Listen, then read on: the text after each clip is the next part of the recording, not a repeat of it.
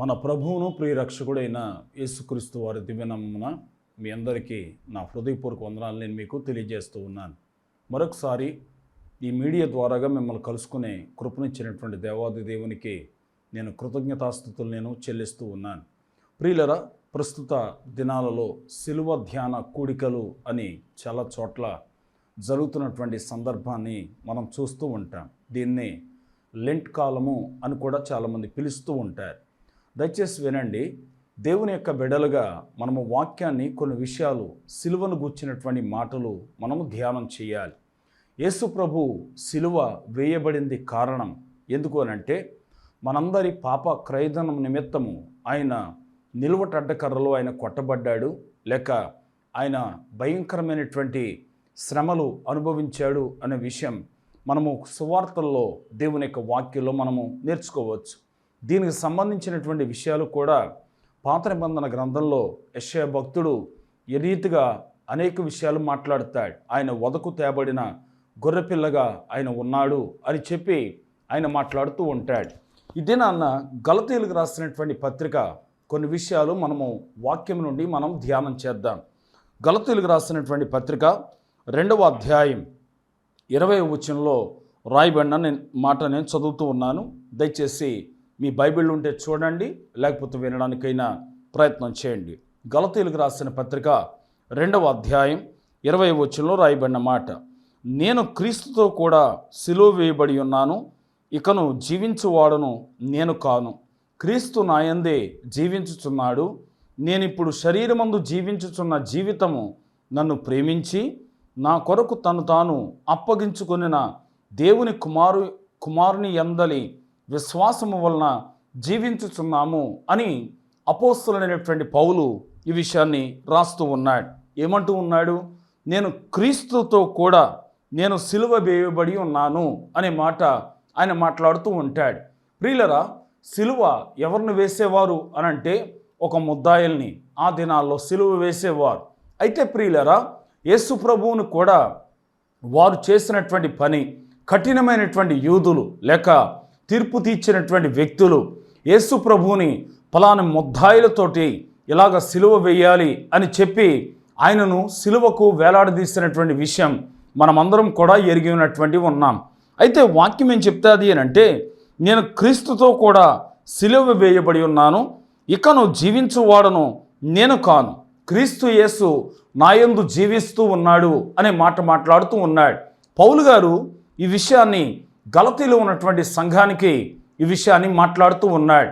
ఇక జీవించువాడను నేను కాదు, నాయందే ఆయన జీవిస్తూ ఉన్నాడు అని క్లారిటీగా ఈ విషయాన్ని తెలియజేస్తూ ఉన్నాడు.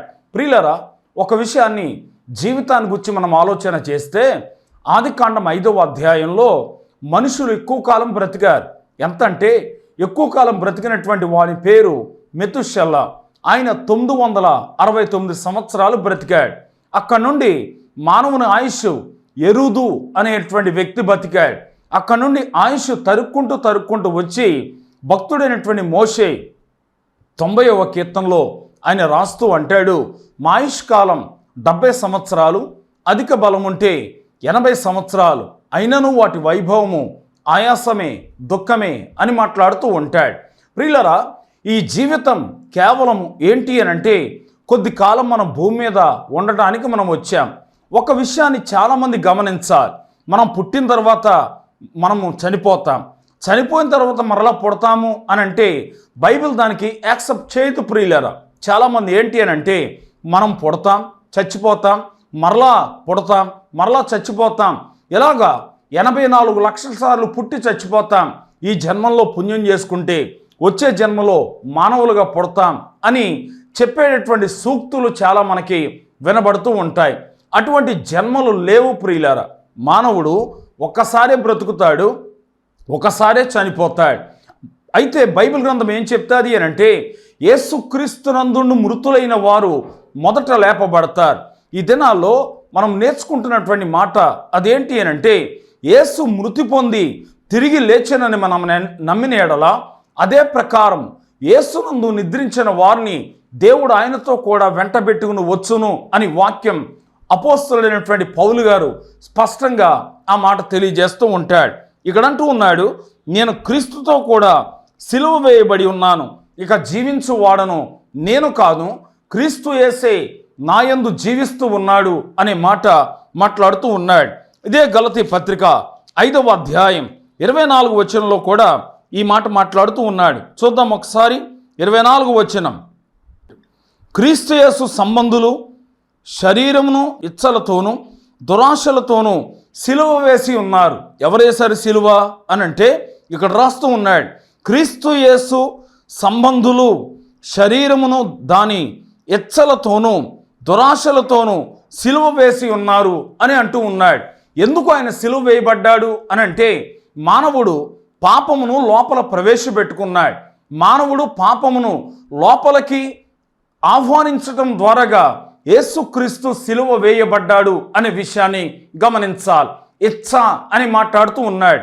ఇచ్చ అనే మాటకు అర్థం కోరిక అని అర్థం. ప్రియులారా, వాక్యం వింటున్న దేవుని బిడ్డలారా, ఒకసారి యూదులు యేసు ప్రభుని సిలువ వేశారు. కానీ శరీర ఇచ్చల వలన ఈ రోజున అనేక మంది యేసును మరలా సిలువ వేసేటటువంటి దేవుని బిడ్డలు చాలామంది కనబడుతూనే ఉన్నారు. దయచేసి అది చేయకండి అనే మాట దేవుని యొక్క వాక్యం మనం చేస్తూ ఉన్నాడు.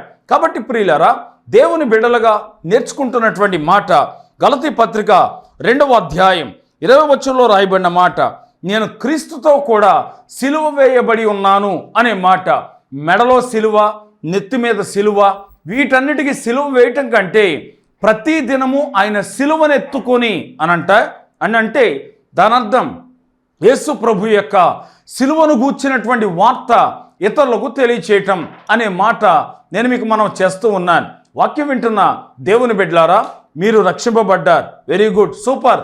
అయితే ఎంతమందికి మీరు సిలువను గూర్చినటువంటి మాట మీరు చెప్పారు? నేను ముందు చెప్పాను కదా, మెడలో సిలువ కంటే మీరు సిలువను ధరించుకోండి అనే మాట అపోస్తలుడైనటువంటి పౌలు ఆయన మాట్లాడుతూ ఉన్నాడు. కాబట్టి యేసుక్రీస్తుతో కూడా మేము సిలువ వేయబడి ఉన్నాము అని డైరెక్ట్గా ఆ మాట ఎందుకు చెప్తూ ఉన్నాడు అని అంటే, అదే సువార్త భారం, అదే ఉన్నటువంటి ఆకాంక్ష, కోరిక, అది వారిని నడిపించింది అనే విషయాన్ని అనేవాడు ఒక ఆయన ఉన్నాడు. ప్రియులారా, ఎంతమంది అని అంటే ఆయన కుమారులను కుమార్తెలను కనుచు ఆయన 300 సంవత్సరములు దేవునితో నడిచాను, అనగా దేవునితో కూడా సహవాసము చేశాను అని వాక్యంలో రాయబడ్డారు.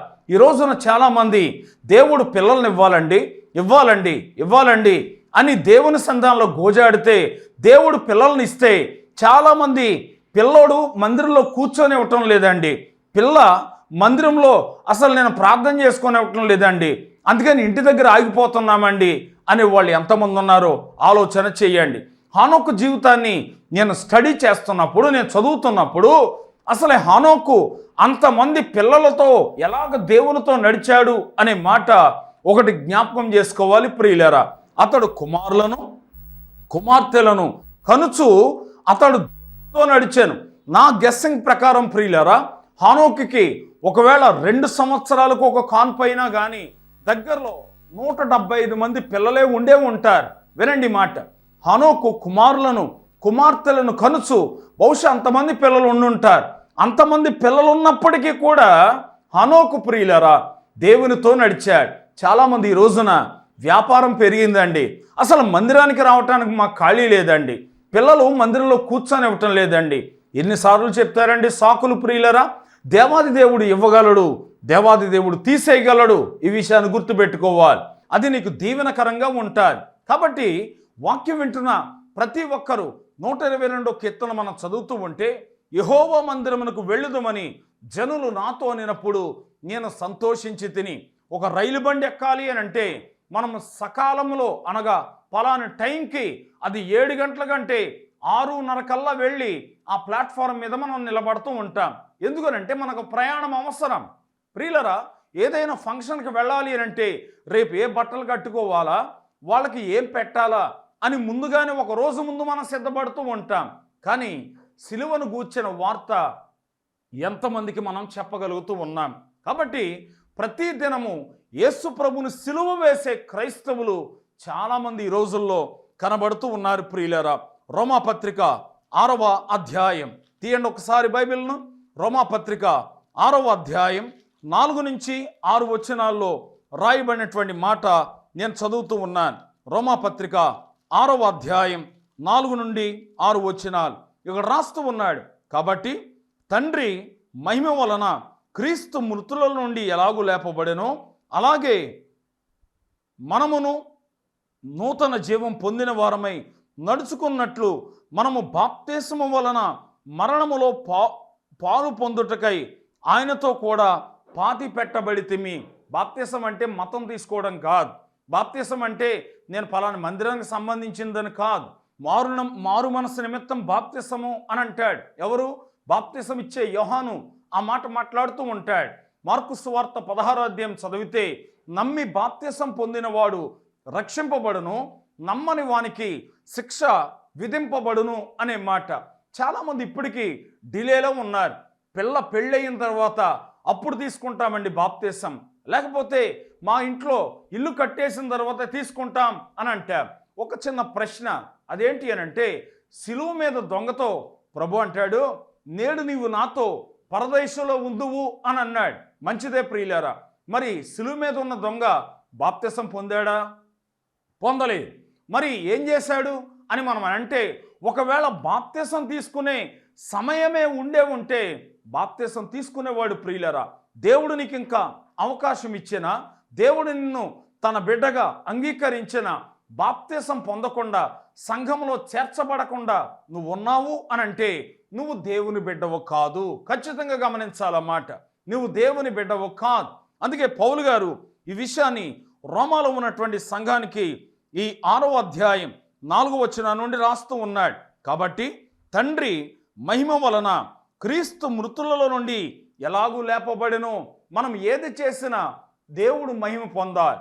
ఈ రోజున చాలామంది స్టేజీ మీద కనబడే సేవకులు వారు హైలైట్ అవుతున్నారు, యేసయ్య వెనక్కి వెళ్ళిపోతూ ఉన్నాడు. దయచేసి అలా కాదు ప్రియులారా. మొట్టమొదట ఆయన ప్రసన్నత, ఆయన ప్రత్యక్షత ఆ స్టేజీ మీద కనబడాలి, ఆ ప్రార్థన కూటంలో కనబడాలి. మనం మరుగైపోవాలి, యేసయ్య సన్నిధే ఆ స్థలమందు కనబడాలి. ఎందుకో తెలుసా?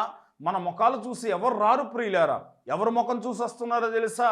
యేసయ్య ముఖాన్ని చూసే వస్తున్నారు. అందుకే ఆయన ఆహ్వానించాడు గనుక అంతమంది ఆ కూటానికి వస్తూ ఉన్నారు. ఏ సేవకుడైనా ఇదే నేర్చుకోవాలి. అదేంటో తెలుసా? మనం మరుగవ్వాలి.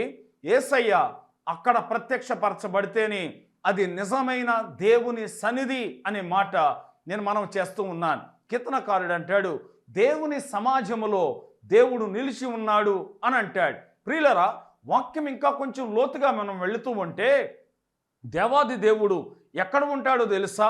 తనను ఆరాధించువారు ఆత్మతోనూ సత్యంతో ఆరాధించాలి అని యోహాను సువార్త 4వ అధ్యాయంలో ప్రభు మాట్లాడుతూ ఉంటాడు. చాలామంది సేవకులు వాళ్ళు డిస్ప్లే అవ్వడానికి కనబడుతూ ఉంటారు.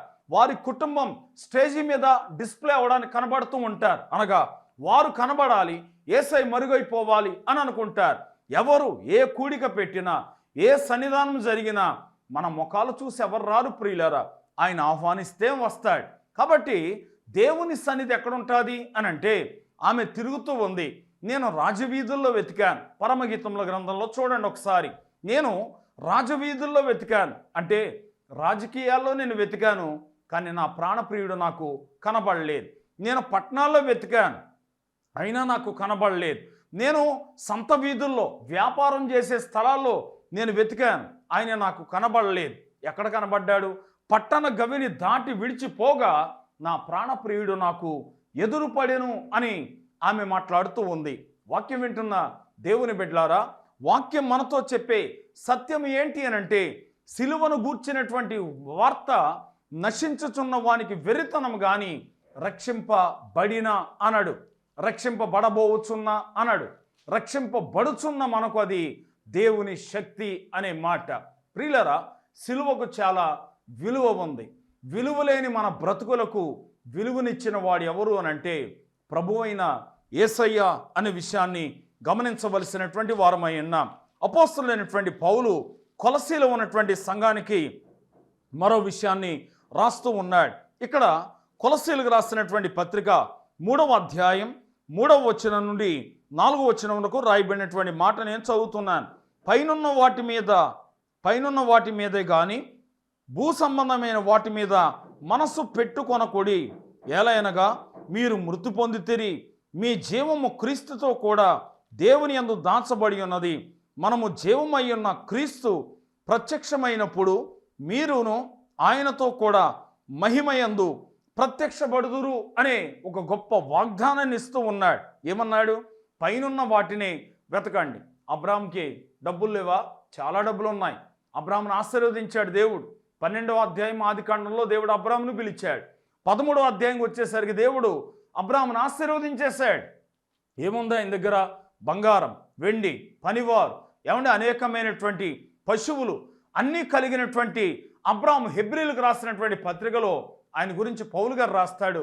దేవుడు దేనికియు శిల్పియు నిర్మాణకుడై ఉన్నాడో పునాదులు గల పట్టణం కొరకు అబ్రహాం ఎదురు చూచుచుండెను. మన ఆలోచన ఏంటంటే, మనము ఇక్కడ ఏం సంపాదించాం, పిల్లలకి ఎంత దాచాం, దాయండి మంచిదే, కానీ చనిపోయిన తర్వాత ఏ పట్టణం మనం వెళతాం అనే విషయాన్ని కూడా ఎవరికి వారు ఆలోచన చేయాలి. అబ్రాహాము అతడంటాడు, దేవుడు దేనికి శిల్పియో నిర్మాణకుడై ఉన్నాడో పునాదులు గల పట్టణం కొరకు. భూమికి పునాది లేదు. మీరు బాగా గమనించాలి. మీరు కట్టుకున్న బిల్డింగ్కి పునాది లేదు, కానీ భూమికి పునాది లేదు, కానీ పునాదులు కలిగినటువంటి పట్టణం ఒకటి ఉంది. అదే పరలోకం. ప్రియులారా, మరి భూమి ఎక్కడుంది అని నన్ను అడిగితే సైన్స్ చెప్తాది. సైన్స్ కంటే ముందుగా యోబు గ్రంథకర్త రాస్తాడు. ఏమన్నా తెలుసా? భూమిని ఆయన శూన్యములో వేలాడదీసెను అని అంటూ ఉన్నాడు. కాబట్టి ఈ వేలాడదీయబడినటువంటి భూమిలో 600 నుంచి 700 కోట్ల మంది ప్రజలు ఈ శూన్యంలోనే మనం తిరుగుతూ ఉన్నాం. ఈ భూమిలోనే మనం తిరుగుతూ ఉన్నాం. కానీ దేవుడు ఉన్నతుడు, దేవుడు అత్యున్నతుడు. ఆ పట్టణం కొరకు ఎదురు చూద్దాం. ఆ పట్టణంలో ఉంటే మనమందరం కూడా నిత్యము ఎల్లప్పుడూ ఎక్కడ కూడా అక్కడ ఆనందమే సంతోషమే ఉంటుందని మనం చేస్తూ ఈ మాటలు నేను ముగిస్తూ ఉన్నాను. దేవుడు తన పరిశుద్ధ వాక్కులు మన వెనుకల్లో ప్రభు దీవించునుగాక. ఆమేన్. ప్రార్థన చేసుకుందాం. ప్రేమ కలిగిన మా తండ్రి, మహోన్నతుడైన దేవా, నీ నామానికి వందనాలు, స్తోత్రాలు. గడిచిన దినమంతా కూడా మమ్మల్ని మీరు కాపాడి మరొక దినం మీరు మాకు దయచేశారు. అందుని బట్టి నీకు వందనాలు. మా తండ్రి పౌలు గారు మాట్లాడినటువంటి మాట, సిలువ మా జీవితంలో ఉంటే అది మాకు విలువ. నీ కృప ద్వారాగా మా తండ్రి ఈ దినాన్న వాక్యం వినటువంటి బిడ్డలందరూ కూడా నీ సిలువకు విలువిచ్చేటటువంటి వారిగా చెయ్యమని ప్రార్థన చేస్తూ ఉన్నాం. మా తండ్రి, నీ నామములో మా ప్రభువ రక్షింపబడినటువంటి బిడ్డలు, రక్షింపబడబోతున్నటువంటి బిడ్డల కొరకు ప్రార్థన చేస్తూ ఉన్నాం. మా తండ్రి, నీ సిలువ వైపు ఆకర్షింపబడ్డానికి సహాయము దయచేయండి. మమ్మలను ఏ సేవకుడు పరలోక రాజ్యం తీసుకుని వెళ్ళలేడు. ఏ విశ్వాసి మమ్మల్ని పరలోక రాజ్యం తీసుకుని వెళ్ళలేడు. పునాదులు వెళ్ళినటువంటి పట్టణం తీసుకెళ్లేవాడు నీ ఒక్కడివే గనుక నీ యందు విశ్వాసం ఉంచే కృప మీరు మాకు దయచేయమని ప్రార్థన చేస్తూ ఉన్నాం. వాక్యం విన్న బిడ్డలందరినీ కూడా మీ నామంలో దీవించండి, ఆశీర్వదించండి. వారి జీవితాలకు కావలసిన ప్రతి అవసరత మీ నామంలో తీర్చండి. ఎందరైతే రుగ్మతలతో ఉన్నారో, వ్యాధులతో ఉన్నారో, దేవా రుణ బాధల చేత ఉన్నారో వారందరికీ కూడా విడుదల దయచేయమని ప్రార్థన చేస్తూ ఉన్నాం. బిడ్డలకు క్షేమాన్ని మీ నామములో అనుగ్రహించండి. ఈ టీవీ వర్తమానం ద్వారాగా, వాట్సాప్ ద్వారాగా ఎంతమంది మాటలు వింటూ ఉన్నారో వారందరూ కూడా నీ వైపు ఆకర్షితులై ఉండటకు సహాయం అనుగ్రహించమని ప్రార్థన చేస్తూ ఉన్నాం. బిడ్డలందరినీ కూడా మీ నామములో దీవించండి. పరీక్షలు రాశారు, కొంతమంది పరీక్షలు రాయబోతూ ఉన్నారు. ప్రతి బిడ్డకు క్షేమమును దయచేయండి, మంచి జ్ఞానాన్ని అనుగ్రహించండి. మా దేశమును, మా రాష్ట్రాన్ని, మా జిల్లాను, మా నియోజకవర్గాన్ని, మా గ్రామాన్ని పరిపాలిస్తున్న నాయకులందరినీ కూడా దీవించండి. మా ఆరోగ్య క్షేమాల కొరకు ప్రయాసపడుతున్న డాక్టర్స్ కొరకు, నర్సింగ్ స్టాఫ్ కొరకు, వాలంటీర్స్ కొరకు, పారిశుద్ధ కార్మికుల కొరకు ప్రార్థన చేస్తున్నాం. వారందరినీ ఆశీర్వదించండి. నీ కృప చేత మా తండ్రి దేశమును ఆర్థికంగా, ఆరోగ్యపరంగా మీరు అభివృద్ధిలోనికి నడిపించమని ప్రార్థన చేస్తూ ఉన్నాం. ఈ వాక్యం మా తండ్రి ఎవరు ఏ దేశము నుండి వింటూ ఉన్నారో ఆ దేశంలో వారందరూ కూడా క్షేమంగా ఉందురుగాక. ఏ గృహాల నుండి వీరు వింటూ ఉన్నారో వారందరూ కూడా క్షేమంగా ఉందురుగాక. ఎందరైతే బలహీనులై హాస్పిటల్స్లో, గృహాల యొద్ద ఉన్నారో యేసు నామములో వారికి స్వస్థత కలుగునుగాకని ప్రార్థిస్తూ ఉన్నాం. మా తండ్రి, సేవ చేస్తున్న సేవకులను, దేవా బిడ్డలను అందరినీ కూడా మీ నామంలో దీవించండి. నీ కృపా, నీ వాత్సల్యత ప్రతి ఒక్కరికి మీ నామంలో దయచేయమని ప్రార్థన చేస్తూ, ప్రతి వారి సమస్యల నుండి విడిపించమని, కుటుంబంలో క్షేమాన్ని దయచేయమని యేసు నామమున ప్రార్థించి వేడుకుంటూ ఉన్నాము తండ్రి. ఆమేన్. తండ్రి అయిన దేవుని ప్రేమ, కుమారుడైన యేసుక్రీస్తు వాని యొక్క కృప, పరిశుద్ధాత్మ నీ ఉన్న సహవాసమాదరణ సహాయం ఈ దినాన వాక్యమైన దేవుని బిడ్డలైన మీ అందరికీ, నాకును నా కుటుంబానికి ఆయన కృపాతోడిని నడిపించునుగాక. ఆమేన్. ఆమేన్.